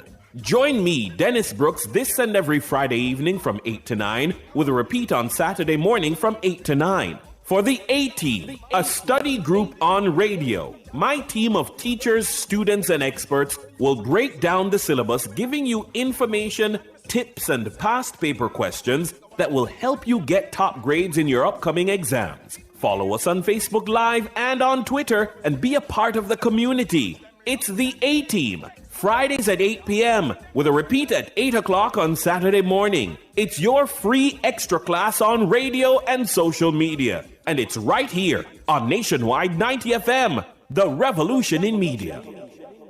Come into the parlor, there's a welcome there for you. Welcome to the Mayor's Parlor with Desmond McKenzie. From 1 to 6 p.m. every Sunday, you'll now get more of your favorite vintage music.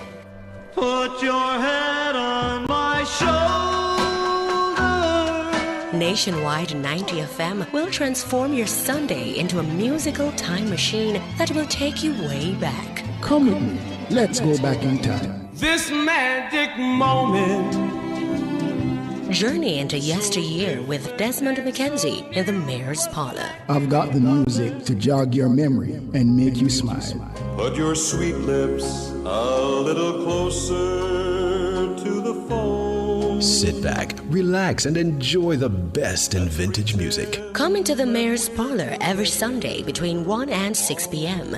here on Nationwide 90 FM, a revolution in media.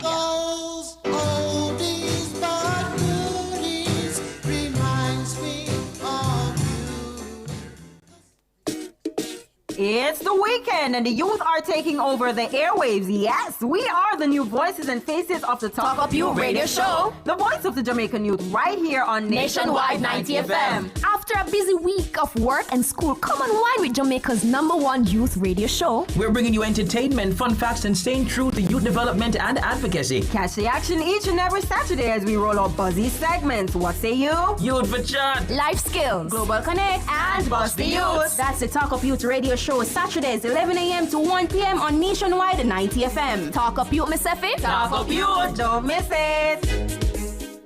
Not a mercy. This one is very classic, dedicated to all the schoolers who are taking beats. If you've ever struggled to pass an exam, then you'll know that students today are under great pressure to get good grades and secure qualification needed to move on to higher education. The problem is that too many students are struggling alone and could really benefit from connecting with hardworking teachers and other bright students in other parts of the country and the region. Join me, Dennis Brooks, this and every Friday evening from 8 to 9, with a repeat on Saturday morning from 8 to 9. For the A-Team, a study group on radio, my team of teachers, students, and experts will break down the syllabus, giving you information, tips, and past paper questions that will help you get top grades in your upcoming exams. Follow us on Facebook Live and on Twitter and be a part of the community. It's the A-Team. Fridays at 8 p.m. with a repeat at 8 o'clock on Saturday morning. It's your free extra class on radio and social media. And it's right here on Nationwide 90 FM, the revolution in media.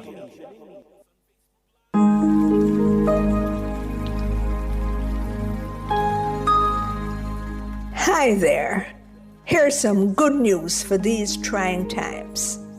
Quote, "By God's word, I can see where I'm going. They throw a beam of light on my dark path." Unquote. Psalm 119, verse 105. Listen for God's Word weekdays at 5:45 a.m. and 12:55 p.m. through Oasis. Stop by for a refreshing drink and share a God perspective for the day. Oasis. Weekdays 5:45 a.m. and 12:55 p.m. right here on Nationwide, a revolution in media. The rebroadcast of The Oasis can be heard weekdays at 5:45 a.m.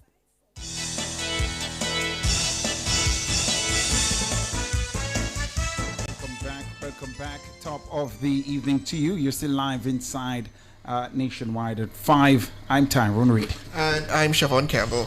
And of course, Siobhan, listeners, viewers, we are going to continue today's edition of the program with our special post-budget analysis interviews. We are being joined in studio by Keenan Faulkner. He's an economist as well as president of the Small Business Association of Jamaica, SBAJ, Garnet Reed. And of course, the national budget debate continued today with the opposition spokesperson on finance, that's Julian Robinson, making his contribution to the 2026-2027 budget debate.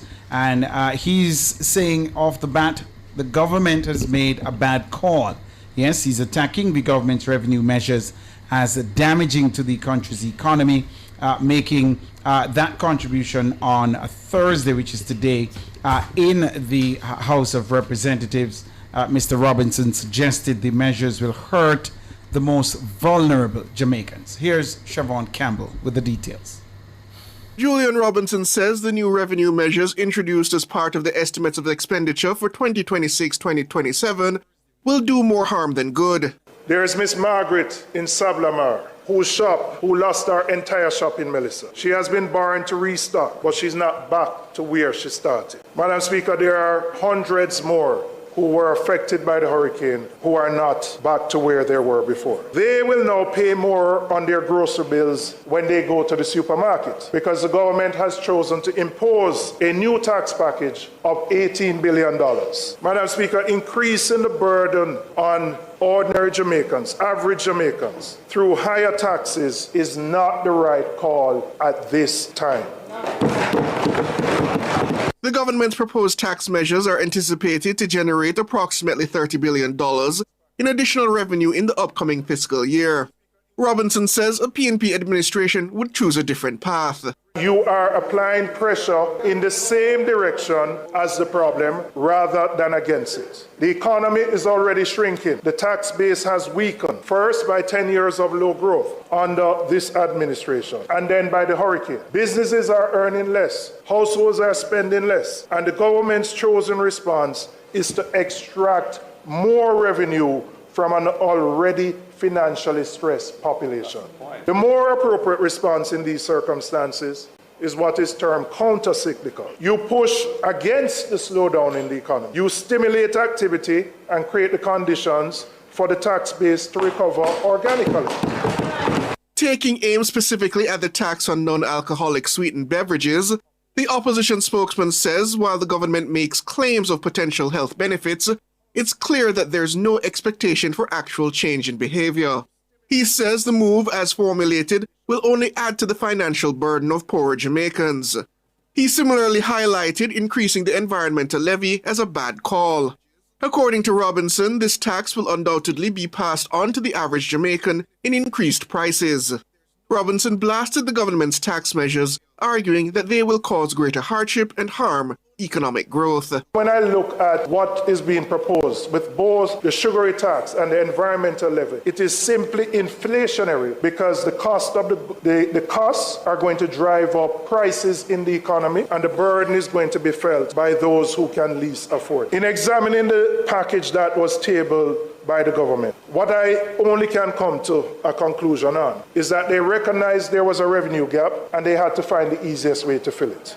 The measures are not calibrated to protect the most vulnerable. They are not designed around the specific circumstances of a post-hurricane economy. They are simply revenue measures which impact the poor the most. Siobhan Campbell for Nationwide News. Thank you so very much for that report there, Siobhan. Now, Julian Robinson says the new revenue measures introduced as part of the estimates of expenditure for the 2026-27 fiscal year will do more harm than good. That's what he's saying. We want to turn to those we have on the panel here to get their reaction to Julian Robinson's contribution to the budget debates. Let's begin with you, economist Keenan Faulkner. What was your reaction to Julian's presentation today, and is he correct? Yeah, I think the opposition spokesman on finance had some salient points. It seems, he first started out mentioning NARA, and of course I expect that the Prime Minister will provide more details on that, because growth is really the imperative. Pointed out that at peak we will experience 3% growth, but that is really a sharp departure from what we're accustomed to in terms of the post-recovery, immediate post-recovery growth during, for example, COVID. Our initial growth in a quarter went up to as much as 14% because it showed that you had a lot of pent-up demand. But these circumstances are slightly different. Productive assets are out of capacity, which means that you need a greater stimulus if you want to get that sort of consumer spending. The growth that you're going to get from rebuilding is going to be lagged in a sense, because you don't build buildings in 6 months to a year, and then by the time those are finished, that's when growth gets actually recorded. So now when growth only goes up to 3% and then it normalizes to 1 to 2% after that, that causes potentially further economic strain if you're not able to grow your way out of the deficits that we're facing for the next 3 to 4 years. And at the end of that 4-year sequence, we are going to have a deficit of around negative 86 billion. You don't grow out of that in a single year. So this budget, the theme, I think, the leitmotif of these budget debates has to be what is now going to be growth inducing, for both consumers and producers going forward. And your reaction to it, Garnet Reid, as the president of the Small Business Association of Jamaica? Well, first of all, I'd just like to say that overall, the minister gave a good presentation. And when you say minister, do you mean the opposition spokesperson of finance gave a very good presentation. Who did not just oppose the time around, but he present alternative to the finance minister, especially the KYC tax package and so on. I did also support him when he mentioned about the invoices, the electronic invoices. What I was disappointed with the opposition spokesperson and finance is when he was criticizing the government about taking money from the NHT. Both government take money from the NHT when there is a shortfall. He sought to give the context that led to them doing that drawdown. You're not buying that? No, I'm not drawing that, because let me tell you, this is a year of unprecedented where Hurricane Melissa is concerned. The country have to run, right? And therefore, if the government having a shortfall, I don't see nothing wrong with the government to take $11 billion from the National Housing Trust to help the country and the economy at the same time. But Keenan, I want to bring you in as someone as close to a tax expert as we have today. The compliance measures announced by Julian in terms of getting the revenues there rather than raising additional taxes. I'm sure all of us would appreciate greater compliance from the TAJ. That is just an expectation through their normal day-to-day activities that they try to increase compliance. But this more aggressive use of the electronic invoicing, do you see that as viable? I mean, strengthening compliance through that, I think so. Because, yes, you've mentioned that it is part of the tax administration's normal course of duties, but thinking about the opportunity cost of now levying 18 billion in taxes versus maybe spending a portion of that on getting more aggressive enforcement and compliance in the immediate short term, I think that's a sensible alternative. And just looking at, when we consider the large stock of arrears that is due to the government, it is almost 250 billion Jamaican dollars.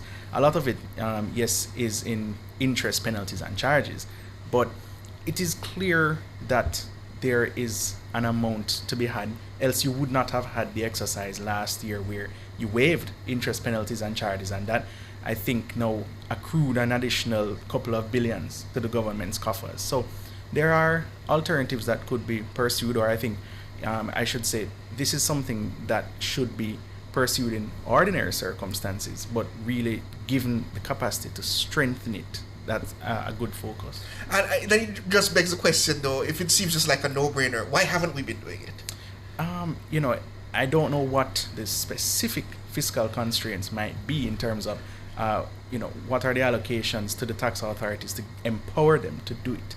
But it does seem like something that you should have as a priority. TAJ being a semi-autonomous revenue authority, they have certain mandate, they have certain powers that they can enforce, but it's just for them to be sufficiently equipped with it, So I think that is between the TAJ and the Ministry of Finance, depending on how well they can work out, what is it that the tax authorities need to be able to get revenues and also increase voluntary compliance. And whatever we spend on a technological system like that, Keenan, would more than likely deliver results, because we see where it does that in other countries. Yes, and I mean, if you continue to do it regularly, then you won't need to, wait until evasion now outstrips the capacity of the tax authorities to now hunt you down, basically. So it is routine maintenance, because in the long run, this is better for the country. Your stock of arrears is reduced substantially. It's not, a couple months ago it was reported that by international standards it's not exactly the highest, but that's still significant when you look at such a large figure of billions of dollars, 250 billion versus, let's say, 18 billion. Not chicken feed. Taxes. That's definitely not chicken feed. That is a quarter of tax revenues that you get in a year. That is now outstanding to the government in some form. But it's not easy to collect either for that reason. But the system is not a panacea by any stretch. It's not that if we implement this system, we're going to collect all of that 250 billion. That's no. Right. But even, just thinking about even 10% of that is still more than. And Robinson suggested conservatively he was looking at 2%. Yes. Right. So, you don't need to get all of it. But if you got even some of it, it makes a difference. It makes no sense to levy a tax that you don't collect. And then it makes no sense to put in plans for growth, then you don't get the revenues. Because we talk about productivity, we speak about increasing productivity, but the bottom line is revenue. So increasing productivity and then not getting the revenue from the growth of economic because activity, your system is leaky, because of procedural things or systemic things or structural things, makes absolutely no sense.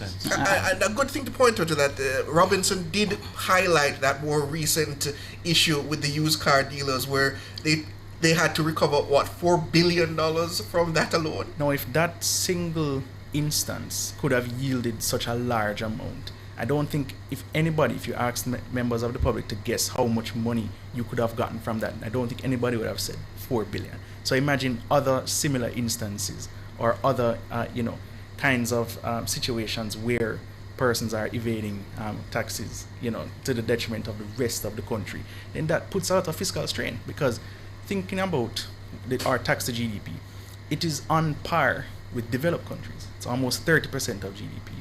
Many persons want to see what is the return for having, this tax burden of 30% of GDP, but we are not quite at the level of developed country status.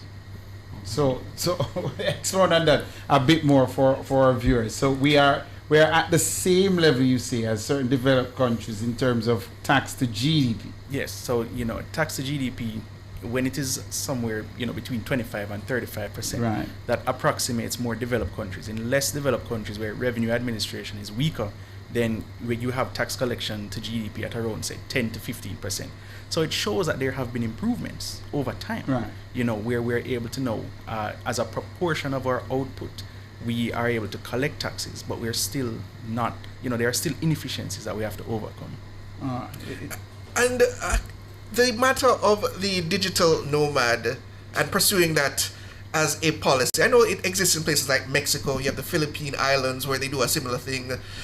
How do we bring that to Jamaican shores? What is the impediment that has prevented that here? I put that to you, Garnet Reid. Well, I'm not sure if the Jamaican people are ready where digital is concerned. We at the Small Business Association of Jamaica have been promoting commerce and digital. We've been conducting a number of training, and it is not grabbing. I don't think it's the timing as yet. I think the Bank of Jamaica governor also mentioned digital currency. That has been struggling, right? Even by his own admittance. As a matter of fact, he's also frustrated with the banks who is not implementing digital currency. So I don't think the Jamaican people is ready as yet, where that is concerned. We're inside Nationwide at 5. I know Chevron has a long list of questions. This is his area of expertise, but we're talking about the contribution to the budget debate, getting reactions to the opposition spokesperson offering his contribution today. Previously, we had an episode looking at the finance minister's contribution to the budget debate. She opened the debate on Tuesday. We'll have a special edition of the program for the remainder of the budget debates. So when we come back, we want to talk some specifics with the president of the Small Business Association of Jamaica to see if he got anything from the opposition spokesperson today to benefit his sector in particular. More after these.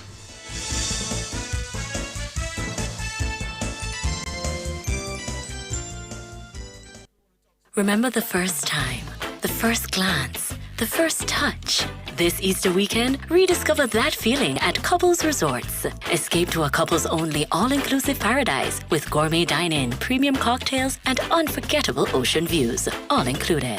Jamaican residents can celebrate your Easter escape with exclusive rates from $405 USD per night, valid through April 30th. Visit couples.com/residence. Couples Resorts, like the first time, every time. If you have financial needs, Chris and Charles will fix them for you. Power in great moments since 1992. Oh, we have it all. Power in great moments. Relax, you got Chris and Charles. Oh, we have it all. When you think loans, think Chris and Charles.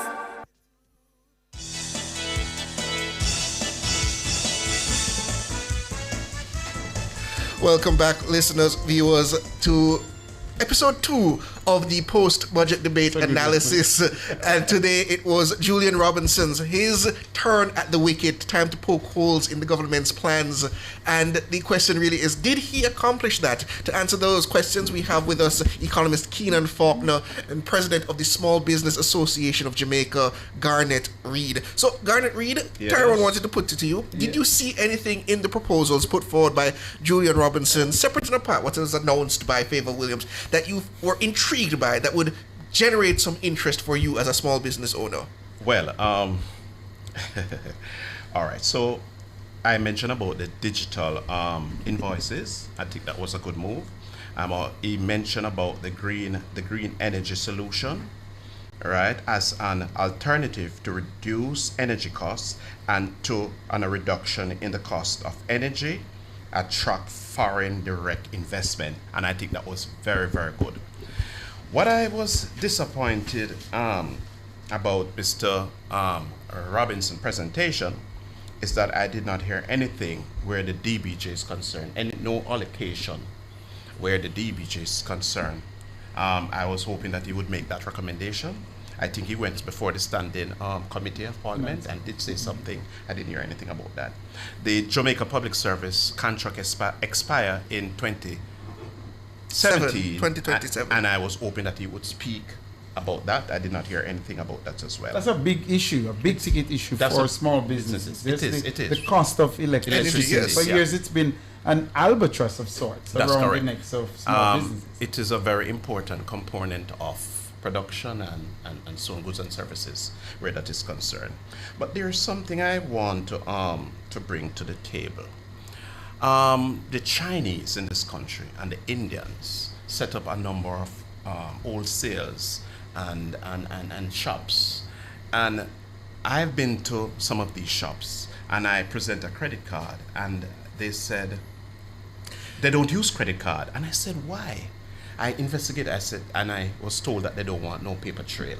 And I think the government, right, and I hope the Minister of Finance, Favour Williams, will speak to that when she closed our budget presentation, that we could look on tax for not only the used car dealer, I'm a used car dealer and I'm paying my tax, but some of your colleagues couldn't say the same. Well, I know. The Chinese and the Indians making billions. They need to look where that is concerned. So you're saying there's uncollected tax revenue that is out there, and the government need to find them. Tax administration need to go there and to collect the tax to help the Jamaican economy. I think Keenan wanted to come in and that's what I want to, before Keenan gets it, but doesn't that speak to formality and compliance? Because you really can't punish somebody for not wanting to take a debit card or take a credit card. Yeah, but the reason he's saying they're not taking we know we can speculate to the reasoning. They don't want a paper trail, but they are earning in Jamaica. Fair point. And I'm sure GCT's on their goods. Fair point, but right? I want to preface that when Keenan comes in now to understand that this is a context of compliance and formality as spoken to by both the minister and the opposition spokesman. Go ahead. But yes, I did want to mention the point of informality, because there is a lot of economic activity out there that does not is not subject to tax. Of course, persons want to retain the advantage of not having to pay tax, but greater formalization is something that we have spoken about for decades. And people, they respond to incentives just as they try to avoid disincentives. So if you do not sufficiently penalize or punish persons for non-compliance, then you will never get them to voluntarily comply with the procedures of the state, and then that only encourages informality. So and that's not limited to Indians and Chinese at all. Yeah, it's about aligning incentives. So if you have incentives that are sufficiently aligned, where you get people who want to do business with the state, and therefore the state gets more revenues, then that is the problem solves itself. But in particular, those wholesalers, because we've heard this argument since time immemorial, Keenan. What is the issue with bringing those entities into the tax net? It's not as if they're operating in the clouds. We know where they are. What's the difficulty in bringing those entities into the tax net? I think everything just goes back to capacity and enforcement, because if you have an informal economy that is approximately 60% in size relative to the formal economy, and we're talking about the number of people who are employed. So our labor force is around 1.5 million. 60% of that could be considered being employed. But it's also about the structure of the economy in terms of what jobs are being created. So if most of the jobs that are being created are not in, like, say, the professional, technical, managerial class, then it's easy now to operate informally.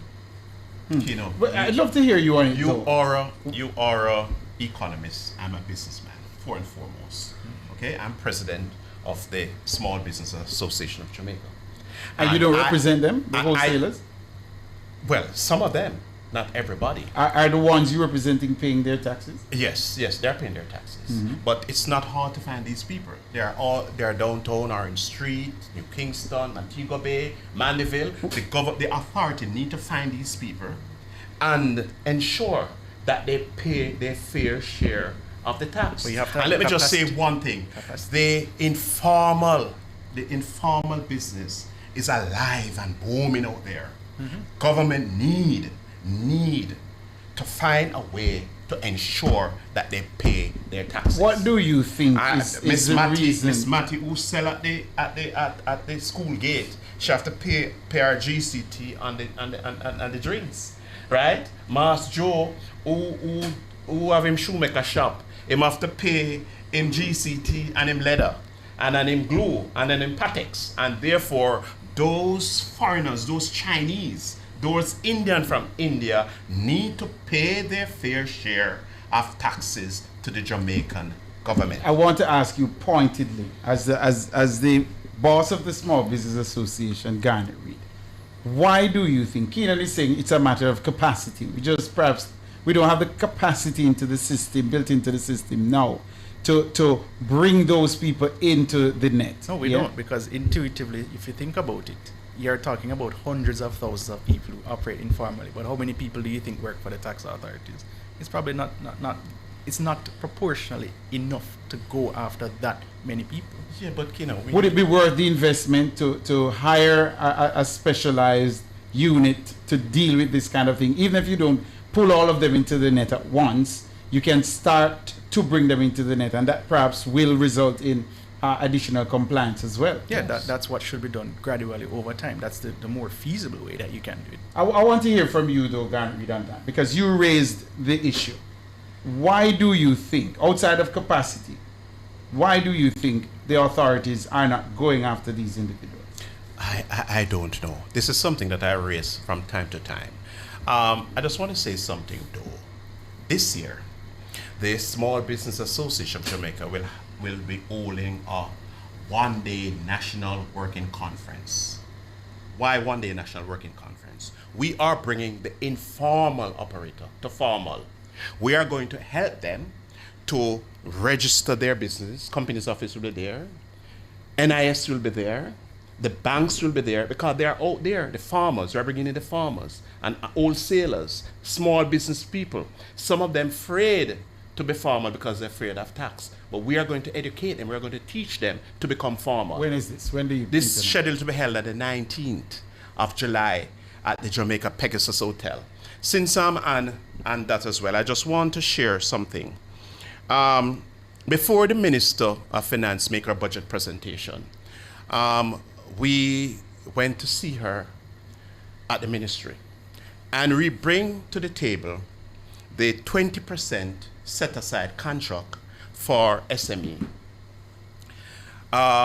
She meet with us, she talk with us, she listen to us, we make the case, and I am pleased and happy to hear that our budget was shaped where the SME is concerned, and all SME would be qualified for a set-aside 20% contract. All right. No, she also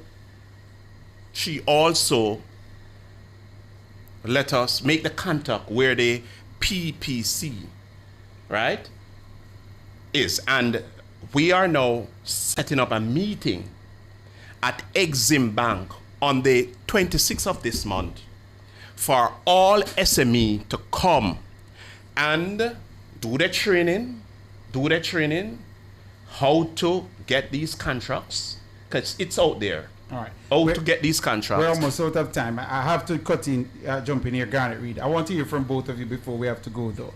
The opposition spokesman on finance said he would do it differently. How would you grade it, the presentation today? Was he believable? The different way that he outlined, is it feasible? Beginning with you, less than 30 seconds for each response.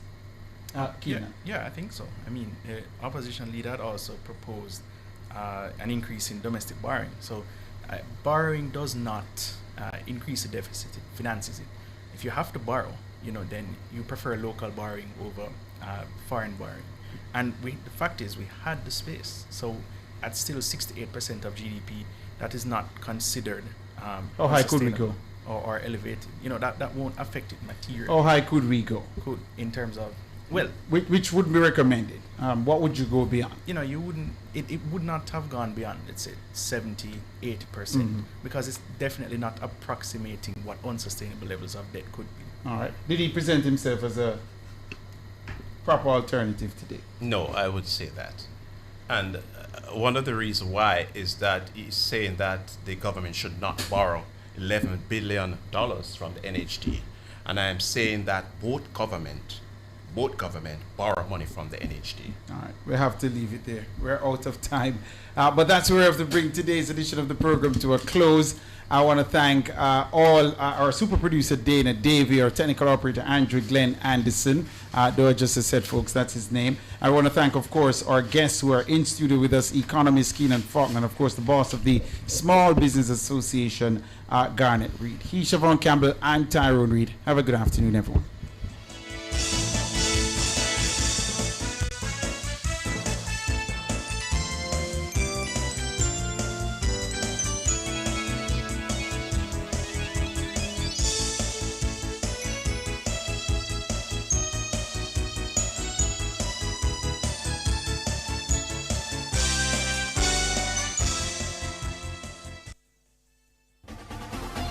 For all your electrical needs,